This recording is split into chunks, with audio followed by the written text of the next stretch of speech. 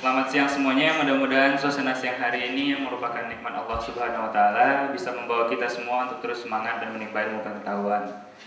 Hari ini kita semua kedatangan seorang pembicara yang mungkin agak berbeda dari dua orang pembicara sebelumnya, karena beliau merupakan alumnus Kimia Miska tahun 1996 dan lulus tahun 2001.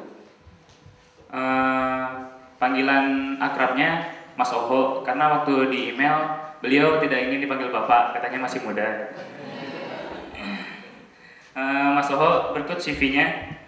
Nama lengkap Ari Mulyo Nugroho, panggilan Oho, kelahiran Kediri 31 Juli tahun 1977, pendidikan jurusan Kimia ITB 1996 sampai 2001. Karir di bidang profesional itu PT Biporin Agung sebagai R&D dan Quality Control Staff tahun 2002 sampai 2003. PT Jawa Manis Raffinasi sebagai Produk Quality Assurance tahun 2003-2005, Sales Marketing Departemen 2005 sampai sekarang, ISO 9001-2000 Setting Up Tim tahun 2004 sampai 2005, Redaktur Majalah Tebu Jawa Manis, dan yang ketiga adalah The Sigma Event Organizer tahun 2008. Aktivitas sosialnya sebagai Wakil Ketua Himpunan Mahasiswa Kimia tahun 1998 sampai 1999. Ketua Departemen Pengabdian Masyarakat OSKM ITB 1999. 3. Tim Formatur SNI Gula Rafinasi tahun 2008. Yang keempat, pembicara dalam beberapa seminar Departemen Perindustrian Republik Indonesia atas subjek Refined Sugar Quality tahun 2008-2009. Yang kelima, Wakil Sekjen Ikatan Alumni Kimia ITB 2005-2009. 6. Ketua Pelaksana Seminar Nasional Manajemen Limbah B3 yang diadakan oleh Ikatan Alumni Kimia ITB. Hari ini Mas Oho akan membawakan presentasinya, kuliahnya kepada kita bersama yang bertemakan Selayang Pandang Industri Gula Rafinasi Indonesia, case study-nya PT Jawa Manis Raffinasi. Namun sebelum itu saya akan memperkenalkan audiens yang ada di ruangan ini. Peserta mata kuliah ini adalah mahasiswa program Honors angkatan 2006 sebanyak 37 orang dan 1 orang angkatan 2007. Mahasiswa Honors adalah mahasiswa yang diberikan beban SKS lebih dibandingkan program Legura, dengan tujuan agar mahasiswa Honors dapat menjadi lokomotif bagi teman-teman seangkatannya. Selain itu, saya juga memperkenalkan Bapak Sarwono Hadi sebagai dosen mata kuliah Kimia dan Masyarakat. Sorry agak keringatan soalnya tadi lari-lari. Baiklah, sekian untuk sesi perkenalan. Selanjutnya saya persilakan kepada Mas Oho, Mas Ari Mulyo Nugroho untuk menyampaikan kuliahnya di hadapan kita bersama. Sebelumnya saya ingatkan agar semua teman-teman sebagai audiens untuk mendengarkan dengan hikmat. Silakan.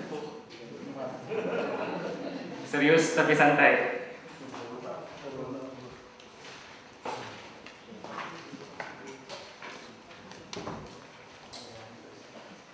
Biar hikmat, handphonenya dimatiin juga.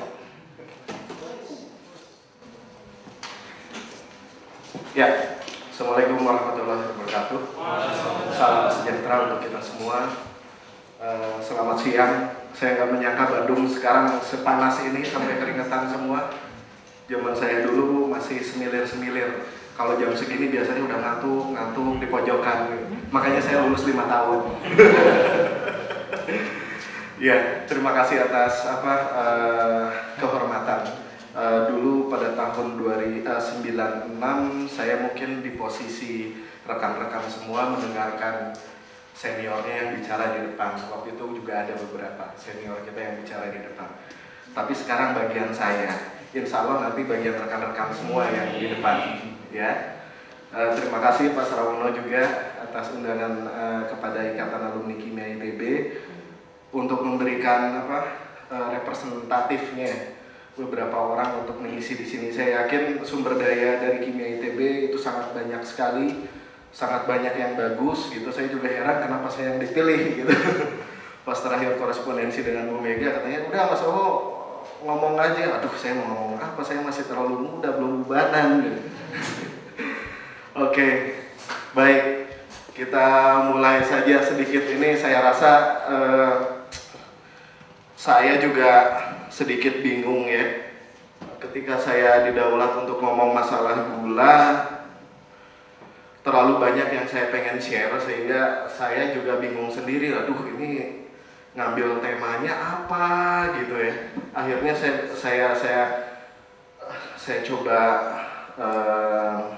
formulasikan dan ketemu, ternyata kata-katanya setelah 3 hari 3 malam ini nih, Selayang Pandang Industri Gula Rafinasi Indonesia. Kebetulan saya di PT Jawa Manis Rafinasi, jadi yang saya tahu persis adalah di PT Jawa Manis Rafinasi. Oke, sebelum kita masuk ke dalam materi yang lebih dalam lagi, saya pengen beberapa orang dari rekan-rekan sekalian, ketika saya bilang gula, apa yang pertama terlintas di benak teman-teman? Mbak yang ujung, yang pink, yang Miss Pinky, siapa namanya? Iya. Gula, apa yang terbersih di benak? Manis. Oke. Jangan mikir sama loh, udah diambil loh. Ya ketawanya paling lebar. Silakan, Mas, siapa namanya? Heli.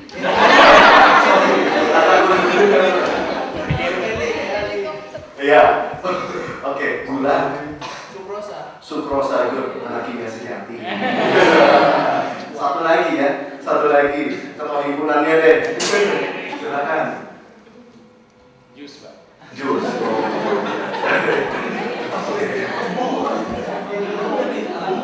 Ternyata untuk kasus satu saja gula, banyak sekali sudut pandang yang bisa kita lihat.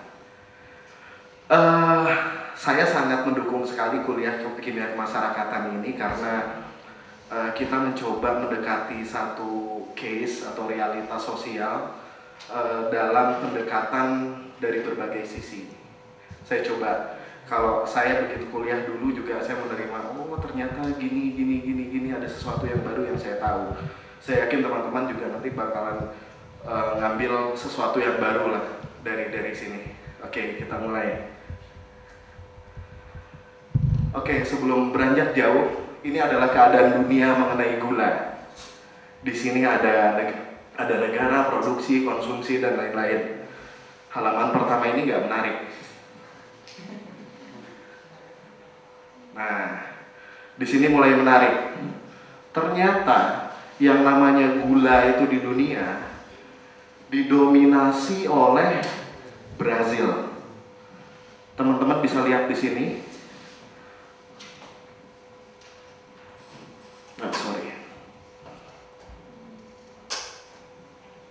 Ya, teman-teman bisa lihat di sini. Produksi Brazil berapa, konsumsinya berapa, lalu dia ekspor. Oke? Brazil, Pele, Ronaldo, tapi ternyata ada tebu juga. Nah, ini satu hal yang menarik. This is even more interesting. Ini adalah Asia dan lain-lain. Coba kita lihat, saya highlight sesuatu di sini.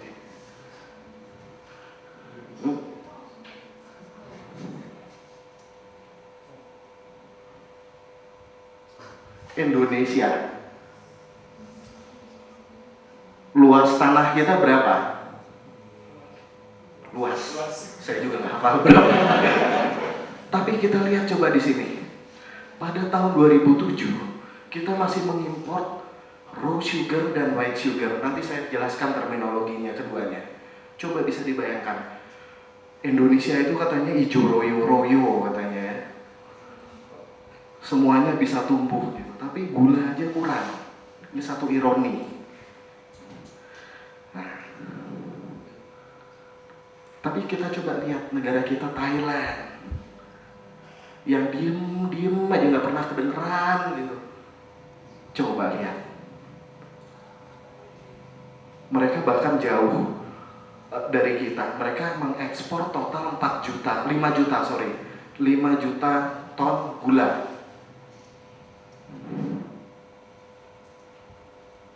Baik, bisa dilihat tadi bahwa ternyata kita masih kekurangan gula. Pada tahun 2007 harus masukin gula dari luar ke negara kita. Bahkan beras juga seperti itu pada tahun yang sama. Nah, gimana sih caranya untuk menghilangkan itu? Ada beberapa strategi yang bisa ditempuh untuk itu, yaitu revitalisasi pertanian, sudah pasti. Yang kedua, rendemen. Saya yakin teman-teman sudah sangat akrab dengan istilah ini. Rendemen tebu.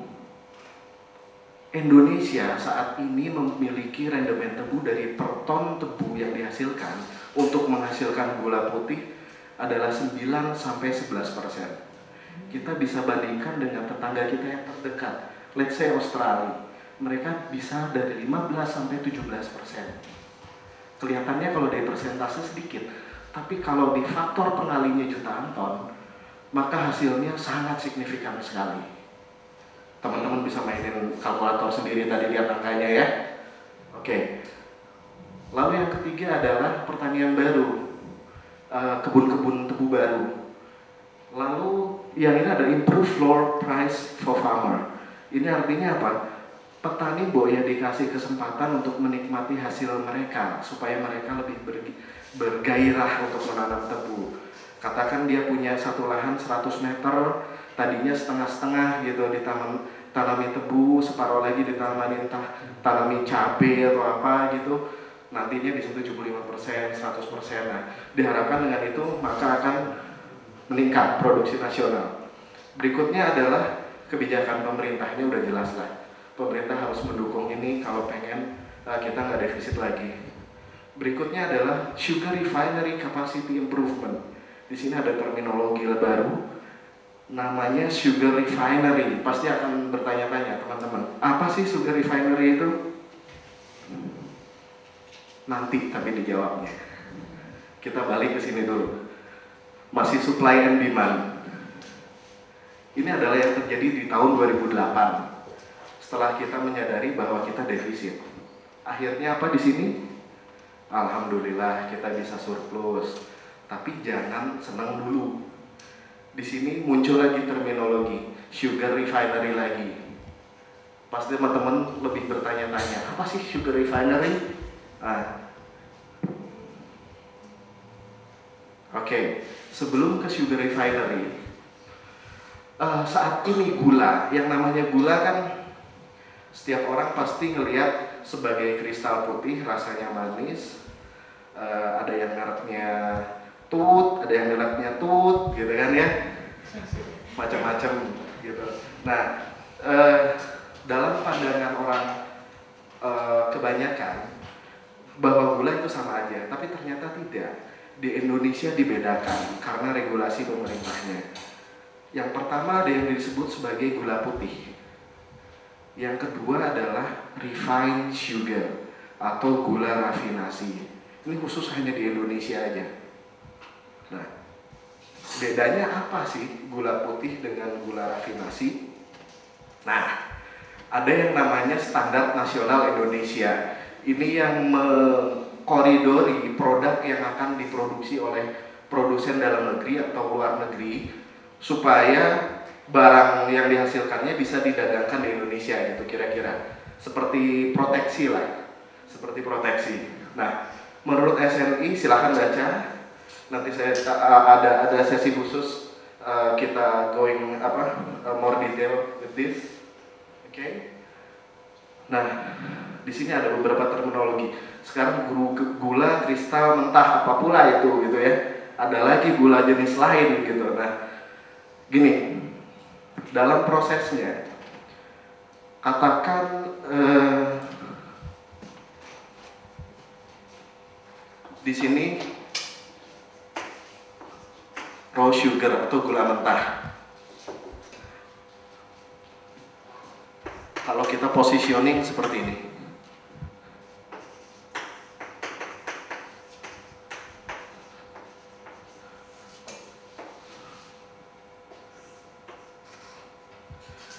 Jadi sebetulnya raw sugar ini adalah intermediate sebelum jadi gula putih. Nah, letaknya gula rafinasi itu di mana? Di sini.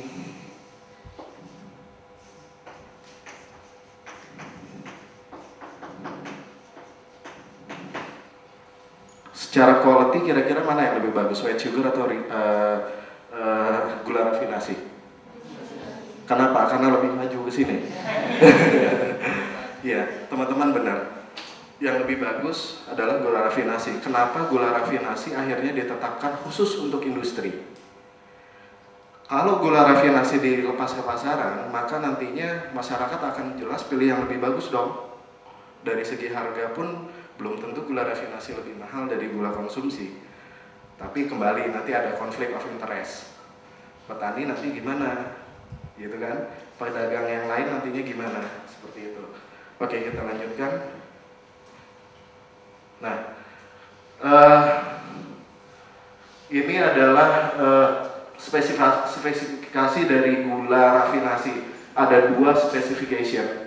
Yang pertama dan kedua. Kalau boleh dilihat di sini penuh dengan parameter kimia ya. Sampai ada yang nguap. Senang ngeliat gini lagi. Oke, ini polarization. Saya yakin teman-teman di lab kimia fisik udah mengukur derajat polarisasi sukros ya. Kira-kira metodenya hampir sama seperti itu. Gula reduksi. Gula reduksi ini sebutan sederhana dari pecahannya sukros, fruktos dan glukos ya. Oke, susut pengeringan ini moisture content. Berat teman-teman di analitik pasti udah sangat ini warna larutan. Ini yang agak sedikit spesifik istilah gula. Ini ada namanya satuan yang namanya ICMSA. ICMSA itu apa? Kira-kira gini. Pada panjang gelombang 480 nano dengan formulasi tertentu, maka akan menghasilkan angka tertentu untuk larutan gula. Larutannya ya, bukan kristal gulanya. Itu menghasilkan itu adalah angka maksimum. Jadi tipe 1 maksimum 45, tipe 2 maksimum 80. Dan selanjutnya, apa teman-teman ngelihat spesifikasi ini di gula yang biasa kita pakai untuk ngopi? Tidak. Makanya ini dikhususkan untuk industri karena bisa dibayangkan kalau misalnya gini. Ada yang punya anak belum? Belum ya? Insya Allah nanti ya punya anak. Nah, bayangkan anak kita ketika makan entah itu terpaksa saya sebutkan Nutrilon, Enmam, susu bayi. Apakah kita akan biarkan mereka makan susu dengan kualitas gula yang tidak memenuhi syarat untuk dimakan? Bisa dibayangkan. Oke? Sekarang mulai kebuka, mulai ngelotok semua. Ternyata gula yang lu minum kayak gini ya gitu. Oke, no problem. Oke, berikutnya. Ini adalah spesifikasi sertifikat dari Jawa Manis karena saya tahunya ini contoh saja salah satu produk dari kita.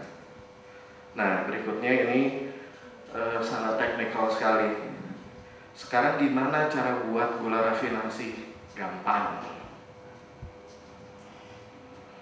Pertama adalah kita perlu bahan baku raw sugar, gula mentah. Ini adalah stepnya. Ini standar sekali. Raw sugarnya diambil, dimasukin ke gudang gitulah. Bahasa sederhananya. Bentuknya raw sugar kayak gimana? Ini makanan bukan? Makanan kan? Sugar. Tapi lihat handlingnya. Pakai traktor. Kadang-kadang saya lihat dengan mata kepala saya sendiri di lambung kapal namanya traktor satu di dalam ngobok-ngobok untuk naikin raw sugarnya. Nah, artinya apa? Artinya kita harus bisa menjamin produk akhir kualitasnya layak untuk dimakan. Kalau sini kan belum bisa. Sedemikian rupa diolah supaya bisa dimakan. Ini adalah bentuk handlingnya seperti ini. Lalu ditimbang di sini, berikut dengan truknya dan supir. Nah, ini adalah gudang raw sugar. Lagi-lagi bisa dilihat spesies kuning itu masih di situ tuh, yang namanya traktor. Oke. Ini ada yang menarik sedikit sebenarnya. Kenapa bentuknya kayak gini segitiga? Kenapa coba? Good. secara ergonomis betul teman kita yang satu itu. Kalau sesuatu diturunin dari atas gitu ya, dilempar dari atas akan numpuk seperti gunung. Makanya biar efektivitas ruang. Oke. Anyway, kita lanjut. Oke, tadi kita lihat yang namanya raw sugar. Lalu diapain raw sugar itu? Yang pasti dilarutkan. Nggak mungkin kita membersihkan kristal tanpa melarutkan. Nah, yang pertama yang dilakukan di sini adalah raw sugar tadi dicampur kasarnya sama air panas deh, sampai konsentrasi yang super saturated. Program Anda pasti tahu lah, super saturated.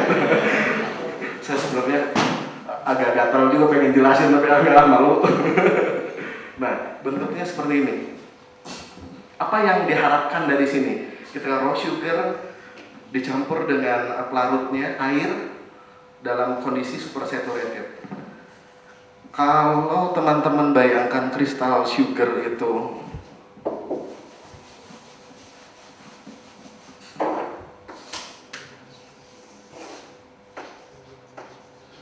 banyak sekali seperti ini, lalu diaduk, apa yang terjadi? Permukaannya bergesekan. Otomatis apa yang diharapkan? Pengotor di sekeliling kristal tadi akan luruh, pindah fasa ke fasa liquid. Kita dapatkan kristal raw sugar yang lebih jernih, tapi belum cukup jernih. Itu adalah prinsip dari evanescence. Lalu berikutnya karbonatasi. Coba kita baca sama-sama di sini. The dissolved sugar liquor is then clarified by carbonation. Lime ini susu kapur, CaO. Bahasa kita CaO.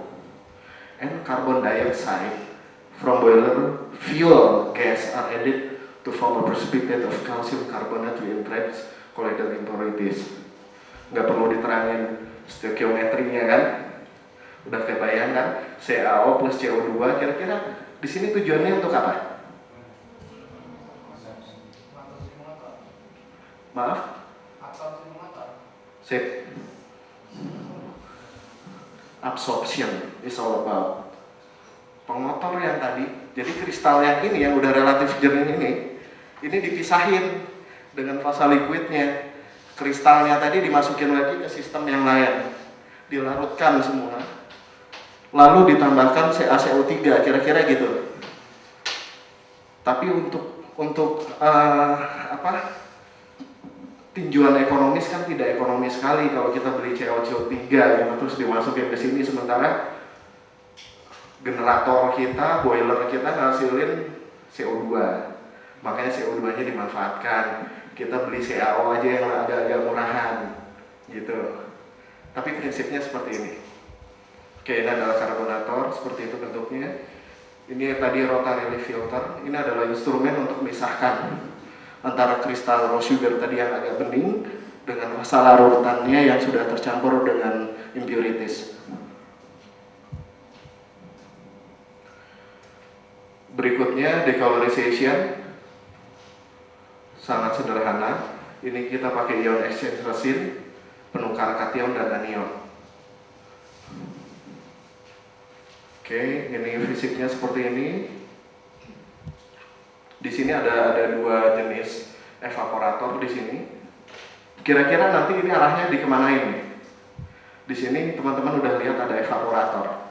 Berarti konsentrasinya dipekatkan kan? Arahnya kemana kira-kira? Correct, kristalisasi. Berikutnya adalah step crystallization. Nah, masalahnya sekarang di sini apa? Sistemnya semua panas semuanya. Sistemnya semua panas. Sukrosa bisa rusak pada kondisi panas. Kira-kira di atas 70 dia udah terinversi banyak. Oleh karenanya gimana caranya untuk kristalisasi kristal sukros ini tapi sukrosnya tidak rusak. dengan cepat dan tidak panas. Kira-kira gimana caranya? Divakumkan. Saya lupa hukumnya apa, yang jelas katanya dia tuh bilang pernah dulu gini, kalau tekanan satu sistem dikurangi, maka boiling point dari sistem di dalamnya akan menurun, sehingga sistem ini bisa diuapkan, dikonsentrasikan pada suhu yang lebih rendah, sehingga sukrosnya sendiri nggak rusak. Itu triknya di situ. Oke, ini adalah bentuk vacuum pan-nya. Ada beberapa di sana. Setelah dikristalisasi kan ada fasa cair dan fasa padatnya di satu tempat nih. Ada fasa cair, ada fasa padat. Kita harus pisahkan. Yang fasa padat jadi gula, jadi produk. Yang fasa cairnya masih bisa dikristalisasikan. Kristalnya kita pisahkan melalui purging. Purging ini kira-kira gini. Kalau teman-teman punya mesin cuci di rumah, biar cepat kering tuh sebelum dijemur tuh kan diputar dulu tuh. Sistemnya sama persis dengan itu. Nah, di sini nanti kristal kan tersimpan di dalam tuh, di dalam basketnya. Itu nanti kita recovery sebagai produk pertama, namanya R1 yang SMI 1. Itu pasti jadi itu. Lalu cairannya yang tadi dipompa ke tempat berikutnya, ke vacuum pan berikutnya. Dilakukan hal yang sama, produknya jadi SMI yang kedua atau kita sebut R2. Itu udah nature. Seperti itu. Makin banyak rekristalisasinya kan makin burak biasanya kristal yang kita dapat. Nah, sama seperti itu. Kalau kita lihat tadi R1, SMI 1 itu maksimal 45 ikumsa. Sementara yang SMI 2 adalah 80 ikumsa. Semakin besar angkanya semakin burak dia. Oke, ini adalah alatnya seperti ini. Ini adalah kira-kira final step. Ini adalah drying dan cooling ya. Kristal tadi masih relatif basah, moisture content-nya masih cukup tinggi, makanya disemprot sama udara kering panas dan kemudian didinginkan. Alatnya seperti ini, kayak drum tiduran. Dan yang terakhir, supaya ukuran kristalnya merata, maka ada yang namanya ayakan gitu kira-kira di sini, diayak. Lalu setelah itu di bagging seperti ini dalam 50 kilo. Oke, ini suasana labnya cukup sederhana. Ini adalah wastewater treatment kita. Kebetulan saya potret yang di Jawa Manis. Ini peta, saya rasa nggak penting. Ini yang penting. Ini. Nah, new bagging station ini pada waktu itu kita berpikir gini, udah deh kita produksi gula, udah jadi gula juga syukur gitu ya. Jangan-jangan ntar kita udah produksi nggak jadi gula gitu. Nah, akhirnya pada waktu pertama kita produksi dapat gula jual. Tapi akhirnya kita mikir, kalau gini nggak asik dong gitu, kata anak-anak sekarang. Masa kita hanya produksi gula doang gitu? Kita produksi yang agak-agak bagus dikit lah gitu. Wah, akhirnya dicari-cari itu di literatur. Oh, gula itu ternyata kalau mau dimakan mesti kayak gini. Akhirnya kita mikir, oh oke. Gula kalau kotor berarti mengandung apa? Bakteri, entah virus, entah apa, pokoknya impurities dari luar. Gula menyebabkan lisis bakteri dalam konsentrasi tinggi. Tapi ini gula dalam bentuk kristal. Kalau kristal gula itu kira-kira jatuh gitu ke atas meja, lutuk, apa bisa dijamin bahwa dia steril? Enggak kan? Karena di permukaannya bisa aja dihinggapi oleh macam-macam impurities di situ, gitu kan? Nah, akhirnya kita buat satu sistem yang bisa menjamin bahwa gula yang dihasilkan itu hygiene, cukup hygiene dan cukup masuk standar dari industri-industri pengguna, termasuk industri susu yang paling sensitif terhadap bakteri. Akhirnya kita buat new baking station ini. Belum ada, udah thank you, jangan dulu deh. Kita masuk ke bagian yang paling jangan dulu. Kalau sebentar saya ngomong jauh-jauh dari sana, kasihan dong. Oke. Saya di marketing. Sekarang kita talk about business. This is more even interesting than before. Oke, sebelum kita masuk ke masalah sales dan marketing, siapa aja yang ada di Gula sih sebenarnya? Government of Indonesia, petani, pedagang, bulog, PPGI ini bentukan pemerintah, semacam pedagang juga. Refiners ini apa? Pabrik gula rafinasi yang tadi rumit banget itu cara buatnya. Nah, mereka ini termasuk Jawa Manis. Lalu mills ini apa? Ini adalah pabrik penggilingan gula yang menghasilkan white sugar. Udah dihapus tadi. Kayak PTPN 11, 10, 9.